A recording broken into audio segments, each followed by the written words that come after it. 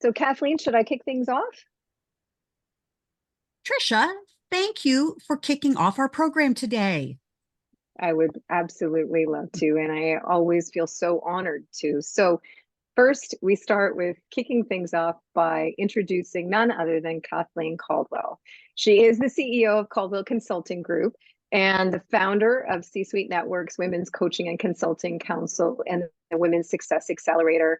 And I don't think there is a human on the planet that could do this with such incredible care, intention, purpose, and certainly impact for all of us. So she is guiding and mentoring and creating this space for all of us to discuss the really critical issues of how we deal and address things internally and externally in our own businesses and coaching and mentoring and so on, and also of course how we can be up leveling our game as we're facing outward and supporting those we want to see succeed. So without further ado, I know we have an unbelievable speaker today, and Kathleen knows how to pick them.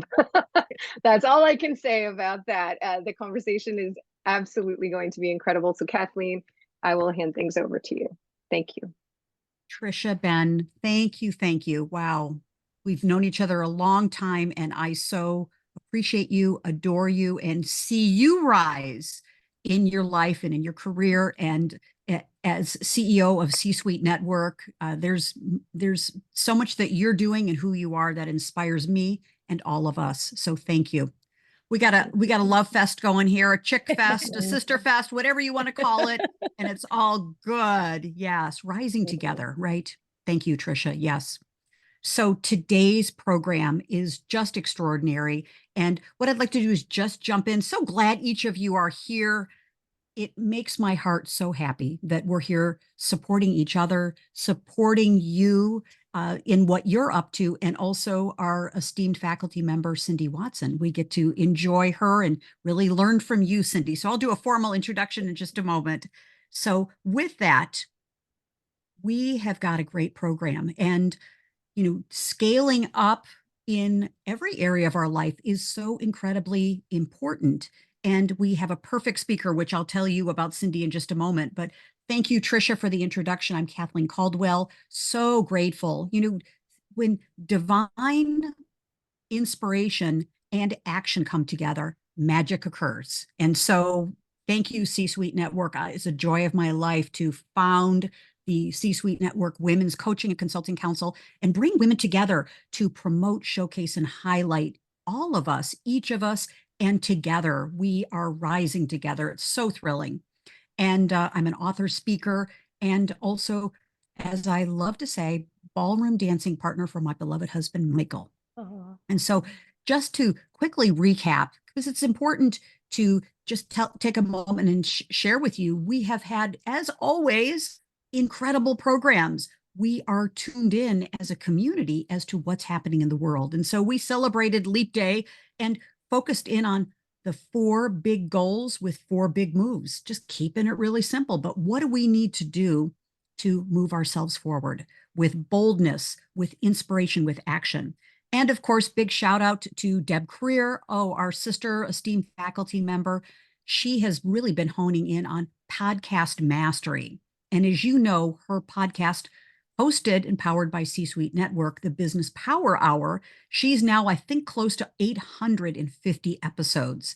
So Deb shared with us on one of our last broadcasts, talking about what are the trends, what's happening in podcasting. She just attended as a moderator PodFest. And so she brought back what she learned, shared it with our community as always. So those replays are up. And of course, so thrilled to continue to promote Gloria St. Martin Lowry, her excellent program, Building Allyship and Champions in Corporations. We talked about seven figure. Now that could be yearly or monthly, whatever you choose. Aha. And we love that. Consulting and coaching in corporations. Sonia Jante did a great program all about taking the right risks and making the right choices in the midst of tremendous uncertainty. Great program. You want to check that out on our YouTube channel because she had an assessment that you can use and download for yourself. And of course, Christina DiGiacomo is just exploding with her new tech counsel within C-Suite Network, and she focused in on AI specifically to build our speaker business. Great, great program. And so with that, it's just such a pleasure to introduce Cindy Watson. I have known Cindy, I think, Cindy, it's now 7 years. Yeah, We're going on crazy. 7 years. Yeah, yeah. Dear friend, dear colleague, and it has just been such a joy to see you rise. 7 years ago, how you have really started a trend of moving from being a labor lawyer, arbitration mediation expert with the uh, tagline that you got from opposing counsel as Barracuda, you know, and really just a, such a powerhouse person, and how you've been able to, over this period of time, translate your thought leadership as a lawyer into so many different programs, so many different offers, and really be able to scale into new areas. So you can see you've got a great podcast, you have a international best-selling book, The Art of Feminine Negotiation, you have your TED Talk, you've got your Hersuasion podcast, you've got so many things you're working on, and yet you still manage to take vacations in Fiji. I'm so delighted about this. Yes, yes. So we want to learn from you. And so we thought today that we would have just a conversation with you, and, bring in your questions too, all of you. We want to feature you too about, how do you really scale? How do you go from, being a lawyer, being an executive, being a speaker, being an author, whatever, our title is, into having more assets that you can leverage and be able to make a bigger global impact, as well as receive income from different areas. Obviously very key. So does that work? That obviously works for you, I hope. Yes. Oh, and thank you for having me, Kathleen. It's always great to be in the company of these powerhouses, and a huge shout out to you as well, especially during this International Women's Week, and awareness for all the amazing things you do for women. You truly model for us how to lift up and inspire other women to reach up to be the best versions of themselves. So thank you for that. Oh, my delight. Thank you. Thank you. Good. So Cindy, we'd love to hear, kind of to set the context, because we're all about setting the context. Yeah, exactly. Tell us about your journey when you moved you went to law school, you got into law practice, and you've been very successful because you still have your law practice as well. And Yes. How did you go from that to then where you are today? So if we kind of skip over, the middle part, we'll backtrack into that, but just tell us a little bit about that. Yeah, well, and it's funny, the timing of this is funny that you're asking that question, because I find as I learn and grow, and I think this is a case for all of us, we have new insights about it. So, I mean, if you'd asked me that last year, the year before, my answer about what some of those pivotal moments are would probably be different, right? As we learn that things we thought were pivotal maybe weren't so much, and things that we kind of took for granted, actually, it turns out were more pivotal. And I guess I'd say, I think life offers so many opportunities, right? And we often miss them, or at least I'm guilty of it. I don't know if you would all agree, because we're so single-minded in our focus, right? And more than that, probably so entrenched in our beliefs about success and what that looks like, all of that conditioning. And just sort of going back quickly, Kathleen, with your permission, like, my epiphany was that I grew up in this low-income tenement complex, which some of you have heard me speak to briefly, but it was considered a tough neighborhood, but really they were good people, hardworking people. And it seemed to me growing up that they had very little opportunity, living in this sort of rusted out tenement building with always used, getting a new used car was exciting. So I was really driven to succeed, very single-minded path, high school to university, law school, get those A's, practice social justice law because I wanted to make a difference and believe that I was really respecting my roots, right? And to succeed, I believed you had to get tough. So I got tough. As you said, I was known as the Barracuda. I was rewarded for it. So then I got even tougher. And I always prided myself that I never forgot my roots. And that's true to the extent that I spoke with pride about my sort of blue collar background. And I, spoke a lot about my parents in my talks and the impact that they had, certainly because of the work that I was doing. But recently I had the epiphany that, it's not really true. I did forget my roots in a pretty fundamental way, to the extent that in that neighborhood, it was all about relationship and community, right? There was rapport building. Everybody, how you doing today, Bill? And, us kids would have our Barbies set out with these massive little villages we created. And as the fathers came home from work, because back then it was mostly the fathers coming home from work, and they'd stop in and check in on us, what's happening in Barbieville today. There was that empathy. If somebody was in trouble, everybody jumped in, flexibility, intuition, and trust. And those of you who've heard me speak, those are like the core elements of my programs today at their heart. And I never really gave credit to it being back there. I remember in high school getting a chance to go to Switzerland for this French immersion I was chosen, but getting the money together was hard. And we went to the local butcher shop that weekend, and somehow through the grapevine they'd heard I'd barely interacted with this man, and he hands me an envelope, so proud that I would, with cash, that I had this opportunity and wanted to help out. So it's kind of ironic that I built an entire career based on myths, only to come back to my roots as the path to true success. So that's a bit of a diversion, but I guess in answer to your question, I think there were a series of epiphanies over my career, but that conditioning was so strong that they never took. It took a lot of them. And I don't know if you've all had that experience as well. My dad died at only 52. It was a wake-up call. And yet instead of getting the right message and living into it, I was like, I need to make him proud. So I doubled down on working harder and being tougher. And my daughter, as many of you know, got diagnosed with a serious heart defect, needed open heart surgery at 2 months.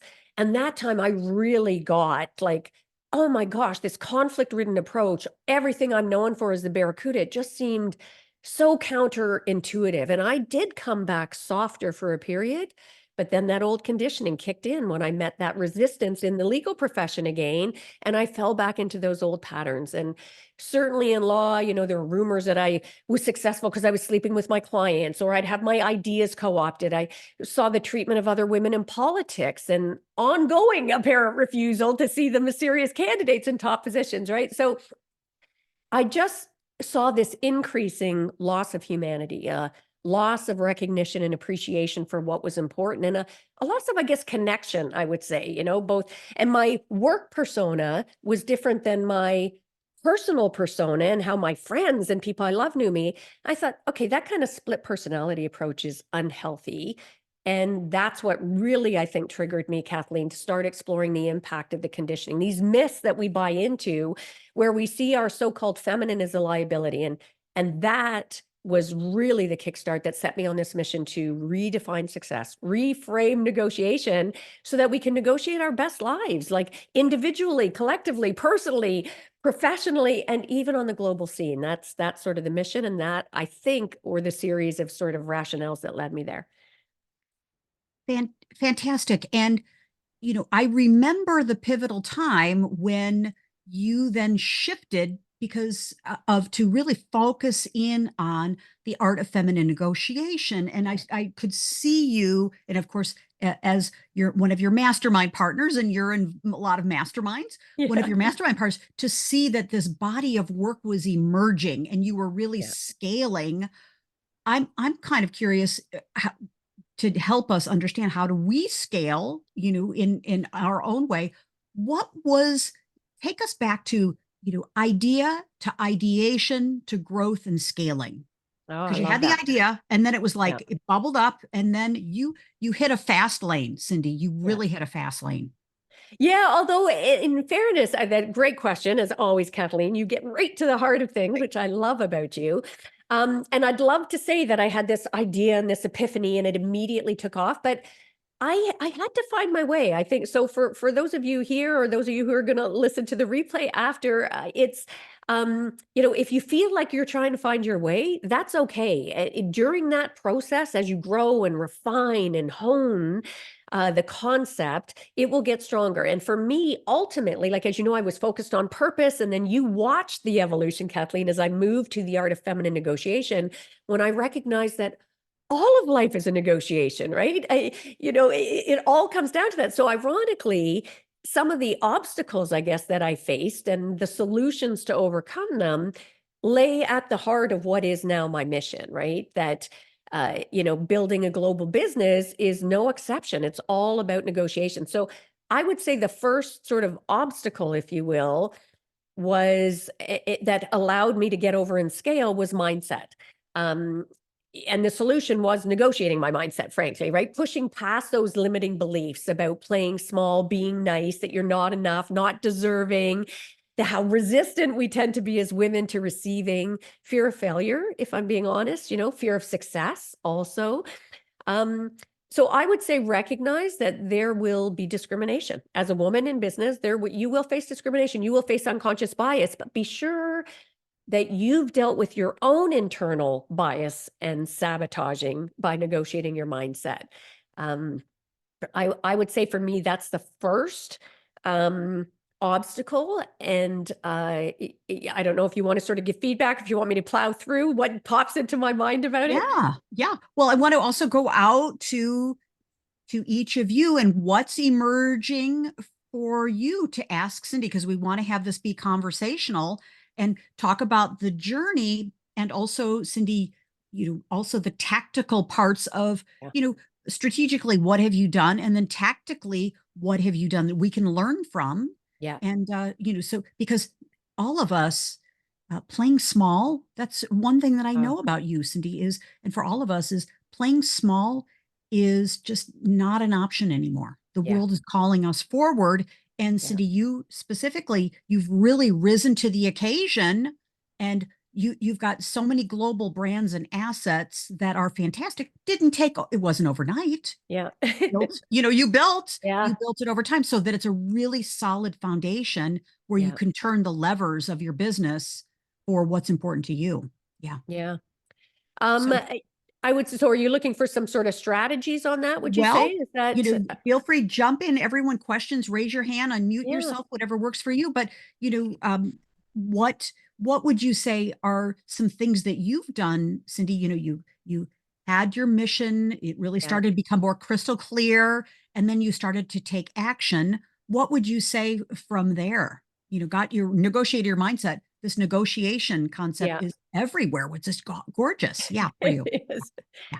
And I would say in terms of those strategy piece, the first thing that comes to mind for me is visibility, right? I mean, as women, we're conditioned not to brag on ourselves and to keep ourselves small, as we talked about, avoid the tall poppy syndrome. So I would say the one real epiphany that I had in strategy for everybody is be visible. You've got Sheila here. She's a master at helping you do that, be seen.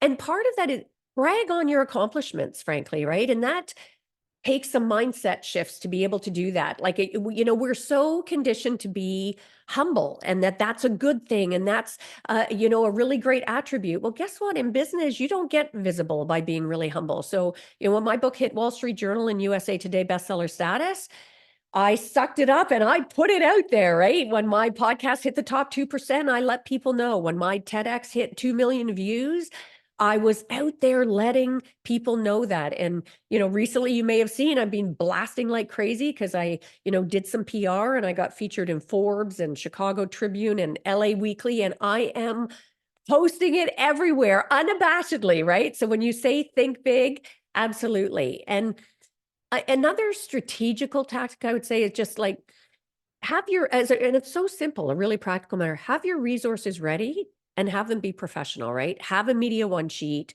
have a media kit, have a speaker one sheet, have a speaker reel on your website. Make sure you've got a really clear offer, and include your credibility brags and get testimonials. Ask for them. Don't wait for people to give them. Like, ask for testimonials, have them really polished and put them out there, and collaborate and connect. And the other thing I found for me that was it was natural, but then you start the business world and we're conditioned against it. But be generous, give to others, right? Like, even of people that you want to connect with, some of the big names in the industry, both people who are way ahead of you and people who are coming up behind you, think, what can I do for them, right? What's something I can do to be really generous with them and give to others? People are going to remember that, and it's going to open the door to relationship, open the door to more collaboration and connection. Don't believe that if you build it, they will come. You need to put yourself out there and ask, have a strong support system, and focus on what you love. Fantastic. And you are one of the best people that I know about asking. and then Yeah. asking again and asking again. And I love it. And, and I think that's also for each of us, the attributes that perhaps are the things that are, I'll just say the barracuda Yeah. works for you, Cindy, because it's to my interpretation is you're relentless. You Yeah. in a very positive way, and specifically asking people to post and repost. And I think that I've seen, and for myself included, is, well, I don't want to bother anybody, or, Yeah. they're busy, or, Yeah. blah, blah. What will they think if I'm asking them to repost this? It's kind of bold, isn't it? But Yeah. but you have negotiated your mindset and your actions to get over that. Yeah. And Yeah. it didn't come easy, because it's one thing to be a barracuda when you're advocating for others. And I think for the women in the room, you're going to recognize that, right? Like, oh my gosh, I could advocate to the, like ferociously on behalf of others, much less so for myself. So even for me, having come from that background, starting this business, it was a shift. It was a big mindset shift to be able to get that place, to really be comfortable, asking and getting over that thinking I needed to do it all alone, that if I asked for help, somehow that was a failure, right? And getting intentional about negotiating relationships, building those collaborations, building those networks. And I just want to touch on, because you said something about, oh, that barracuda came in handy. But you did it really, I think, nicely was the way you said it, or whatever, politely, positively. That was the word you used. And that is the difference there. It's all about asking for what you want, but you don't have to do it in that conditioned, big, bold, beating your chest kind of, that push approach that we're so conditioned to take. Instead, and that's the same with our sales, right? I mean, I think a lot of women, myself included, have a real resistance to sales. And I was totally guilty of this, which is, for me in my law practice, my reputation preceded me, and I didn't have to actually go out and sell myself. So it was a big shift. And I had to really do a lot of work reframing sales. So for any of you there as well, I don't know what your experiences are, but we don't need to be or see it as being pushy or pushy. Sales at its heart is like a negotiation dance where we get curious and come with, I call the art of fascination, and really listen and ask those questions and find joy in the sales process, if you will, and treat it as a discovery, and that it is part of the relationship building right out of the gate. And that is a game changer in being able to show up more authentically and from a place of compassion and caring, rather than trying to get the sale, right? Yeah. Fantastic. And also, aligned with everything that you've said, Cindy, is in order to build your global business, I've seen you also go from, solopreneur, entrepreneur, strong woman, individual, to building a team. And you've got a team that works on your behalf. And so, maybe I'd love to hear from you is, what was that letting go process? Because I know you're very detail oriented, and I know you like to get things done on your time lane. You're one of the most focused people that I know. And so how did you, I mean, I stood alongside you and watched you, but letting go of the details so you Yes. can grow and scale. Yeah. Yeah. And it was a learning process for me. Definitely coming from that legal background where everything is about control the process, control the dialogue. And it's not just like, certainly I fell into this mission, if you will, because of my experience in the legal profession. But the more I started digging, it's true of business, it's true of politics. It's that same, dare I say, that more masculine, and by that, and that's not based on gender when I talk about those so-called masculine or feminine energies, and we're getting away from that language, but definitely that competitive, control the dialogue. The most successful negotiators are people who are talking the loudest and the strongest. So it was a real flip of recognizing that true control, if you will, actually comes from letting go. And that was a big epiphany. And that true control is in being able to surrender. Because the more we surrender control, the more it opens us up, it frees us, but it also really, for me, if you think of the big names in the industry, And this was such a shift for me because at the beginning I felt like, and I don't know if you've all experienced this, like I was being pulled in a million directions, right? You look at all the big names in the industry who are the so-called models. And it wasn't until later, and I tried to follow all of that, right? You need to be doing this, you need to be doing that, I need to be doing this. And it was like, oh my gosh. And so I noticed two things when I thought, I am not finding joy in the journey here. This can't, what? Leaving law to come to this where I am feeling equally frazzled and controlling and not practicing what I preach. This can't be the way. So I thought, it's interesting if you look at and this is shifting now, but most of the big names were A, men, and B, had what I would call a push approach, that push the content, push out SMSs, push out emails, push the sale, push your ads, push your offers. And it's like, it is exhausting. And it's never ending. So, and for me, that shift that you talk about letting go is when you look at Tony Robbins, you look at Dean Graziosi, you look at some of these big names, and I'm like, oh my God, they're still pushing. They're still in that constant grind for more, producing more, grinding out the sales, take a bigger and bigger share of the market, this total numbers game, blanket everything and hope to get that 1% back. And I'm like, okay, what if instead we brought the more feminine approach, the very mission that I'm taught? What if I apply it to my business and build a business based on building relationship? I mean, people are craving relationships. So that, I think, Kathleen, for me is where I was really able to let go. And you know what? Surrender that idea of perfection. Let my VAs handle that, build a team around it. And if it's not perfect, that's okay. Done is better than perfect. Being in action is better than controlling every minute detail. And just find joy in the journey and allow my team to feel that joy and passion as we build something great. Because otherwise, what's the point? Fantastic. Fantastic. And I recall watching you about a year ago, make this shift to, am I going to go big in, Yeah.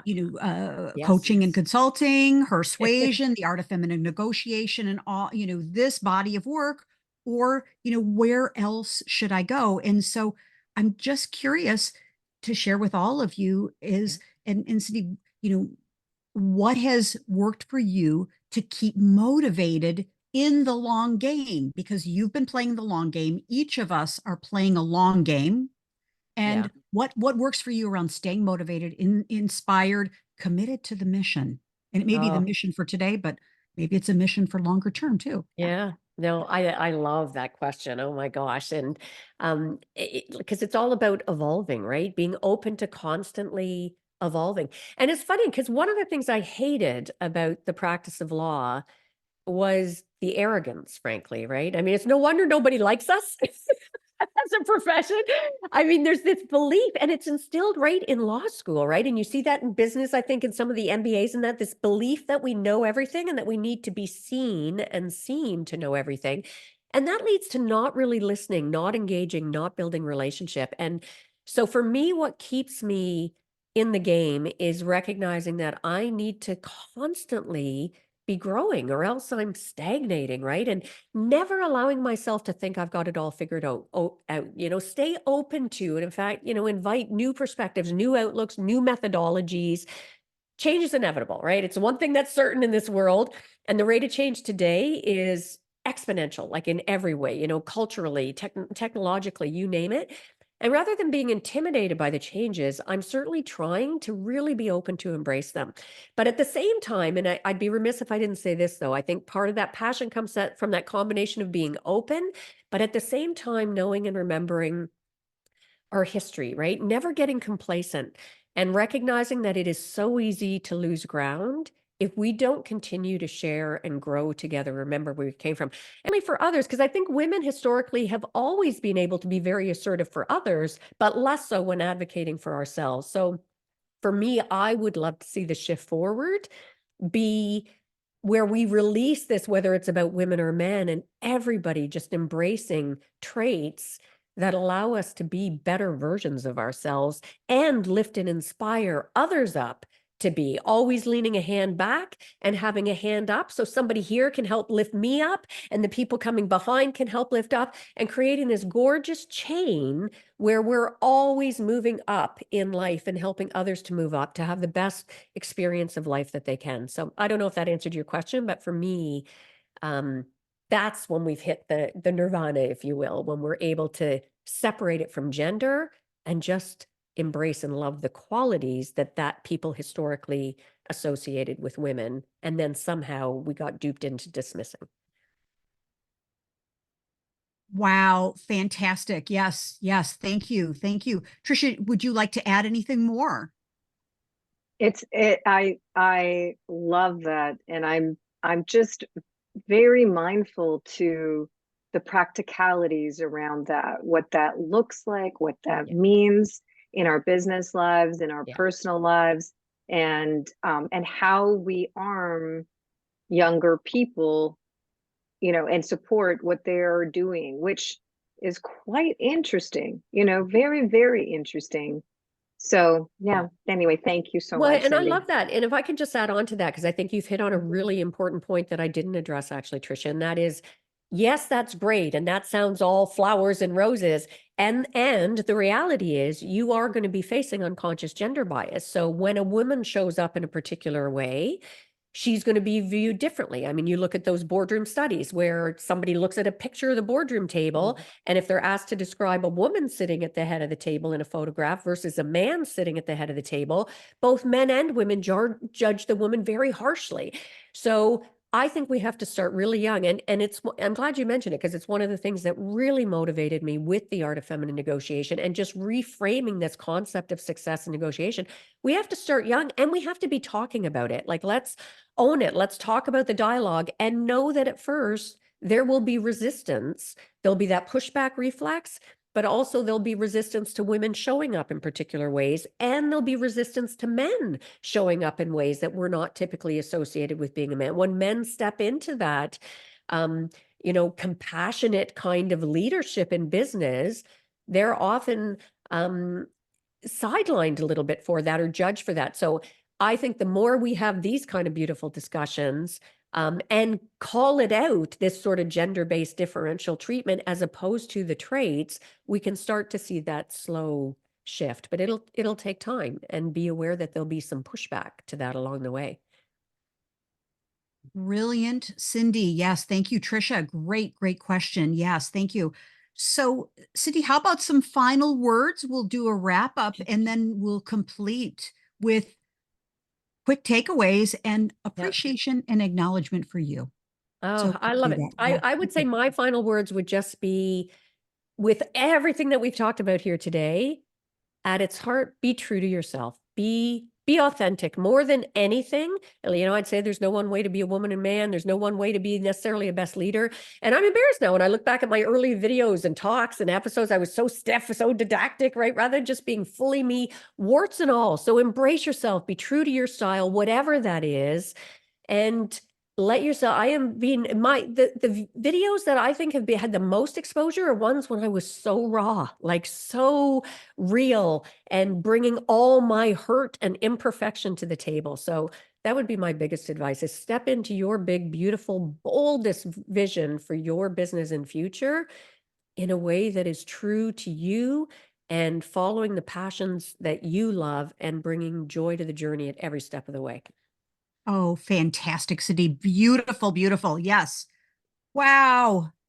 Can't wait to watch, I can't wait to watch the replay so I can watch this again. And I'm sure all of you feel the same way. It's like, whoa, so many great nuggets and so many inspiring thoughts. Yes, and distinctions from you, Cindy. Thank you. Thank you. Thank you. Great. So as we complete our time, I would love to, again, thank you, Cindy Watson. Congratulations. And you just keep showing the way, leading the way, doing your thing, being the powerful person that you are. And we so appreciate you as esteemed faculty member in the C-Suite Network Women's Coaching and Consulting Council. Thank you. Thank you. And thank you. And right back yes, at all of you. Thank you. Yes, yes. And one of the things that I really heard, of course, from you, Cindy, and one of the things we espouse, this beautiful Margaret Mead quote is never doubt that a small group of thoughtful, committed citizens or women or thought leaders or C-suite network members can change the world. Indeed, it's the only thing that ever has. And that's part of our moniker is we are growing together. And so with that, tomorrow, we are celebrating International Women's Day. And I am so excited about tomorrow's program because it's a little unusual to have 2 in a week, but hey, why do it? As Jeffrey Hazlett says, because we can. Okay. So celebrating tomorrow, it's going to be very special. Bringing a quote, bringing a picture, bringing something to the call. And we're going to go very low tech, showing it in the screen and telling a story about why this quote, this person, this woman throughout history has inspired us. And so through this, we're actually going to be creating an ebook from tomorrow's program. So be sure to attend and participate, and we're going to capture you and elevate you and the person you're honoring. So it's a double, it's actually going to be a triple win. You win, we win, and the woman that you're highlighting wins. How about that? And of course, every morning, Saturday morning Women's Success Circle, we're so excited. We are now on number 90 consecutive Saturdays, where it's just a gorgeous, gorgeous program bringing women together to talk about important topics. Every week we have a different topic, and we don't record the calls. They're phenomenal. And you will leave inspired, motivated, and with a bias to taking action. So we're so thrilled about that. You're invited. And of course, next week, we are so thrilled to feature esteemed faculty member Susan K. Younger on our program. And Susan is incredible as a relationship architect. You know, Susan, that she is all about soulful conversations, soulful relationships, and cultivating compassionate connections in your life, in your work, in your business, in your coaching, in your consulting, wherever you are. So Susan's going to lead the way in a really, really beautiful program a week from today. Every Thursday, we have picked up the pace in this new year. And as we're growing, we are doing events every Thursday. So can't wait for Susan next week. And so as we complete, just curious, what's your biggest takeaway together, putting a little bookend on our time, and also appreciation for Cindy Watson. So thank you. Thank you. Just wondering what your takeaway is and an appreciation. Well, Feel free. I'm happy to jump in and start. And Cindy, I must say that this was really a motivating and inspiring discussion. And that is because of not just your experience, but the energy that you bring to it, the passion, the commitment. And I took like a whole page of notes on things that struck me. And I think for me, what really resonated is that it is find the joy along the way. And when you can do that, then you are being your authentic self. You do have the energy, and that anything is possible. And you're just a living example of that. So I appreciate you sharing, and it just motivates me to want to support other women, especially younger women, because the older we get, at least it's a little less scary to be your bold self. And then it's got me contemplating how do we really start to change people from a younger mindset, not just the younger women in the world, but the young boys in the world, so that the future workplace, the gender issues aren't necessarily there. So lots of opportunity. Thank you so much. Oh, Gloria, thank you. Thank you. Yes. And also, especially with the work that you do in corporations, the important work that you're doing about leadership, about team building, about building really high performance workplaces. This is a perfect place for you to really bring that in with even stronger conviction. So thank you. And your corporations, your high performing workplaces will never forget that impact you bring to them on that. Yeah. Thank you. Really good. More work to do. Oh, always, right? And it's work worth doing, right? Yeah. Thank you, Gloria. So glad that you're here today. Thank you. Good. Yes. Who's next? Takeaway and appreciation.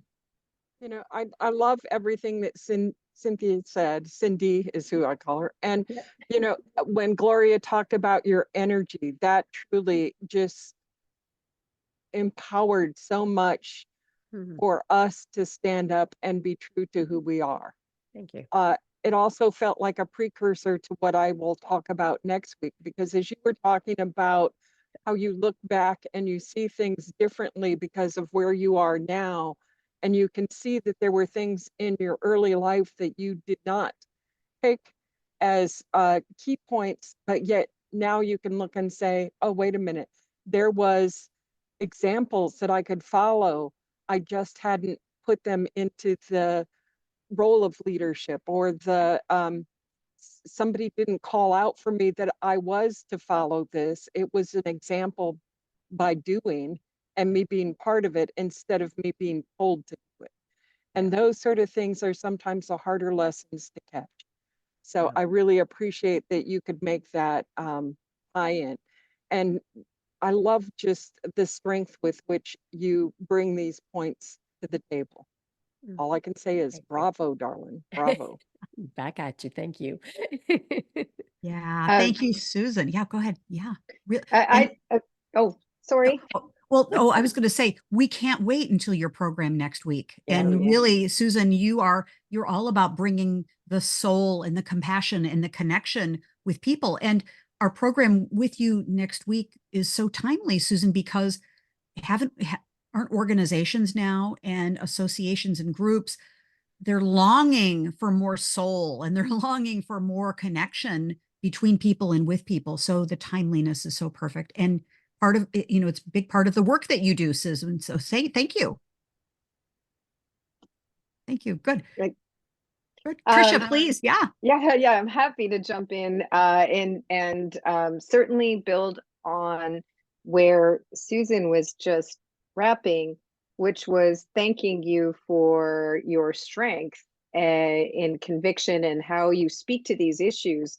I'm very mindful to what you shared about, there's strength here in this positioning, and to admit that caricature or that kind of statue version of yourself doesn't really work for you, and that can be seen as a weakness.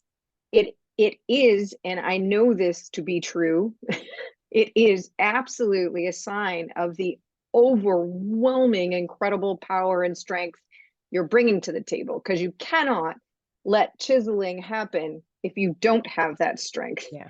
And so to go from here to here is amazing. I mean, it's just tremendous power and strength. And so I want to recognize that. And I absolutely want to say that I so not only recognize it, but love and appreciate it, because I do think that's part of the wisdom that we can share with our generations and the next generations in terms of what it really looks like. It's hard to say, look, this is not working and we need to figure out how we're going to negotiate this. I need your help with this, and being the CEO of C-Suite Network, my team is enormous with outrageously capable, incredible people.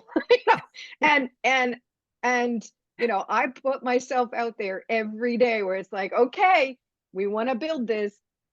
Help me. Like I need your help in terms of how we're going to see this through, what this is going to look like. I'm excited by that. And I think when we give people that passion, which you do so beautifully, Cindy, to say, you don't have to know everything. That's ridiculous. Yeah. It's power and strength and success that makes yourself vulnerable to see real elevation, real success that delivers for, the multiples. So anyway, I thank you, and I so appreciate you. Thank you all. Fantastic, Trisha. Wow. Yes. What a great way to wrap up our program, Trisha.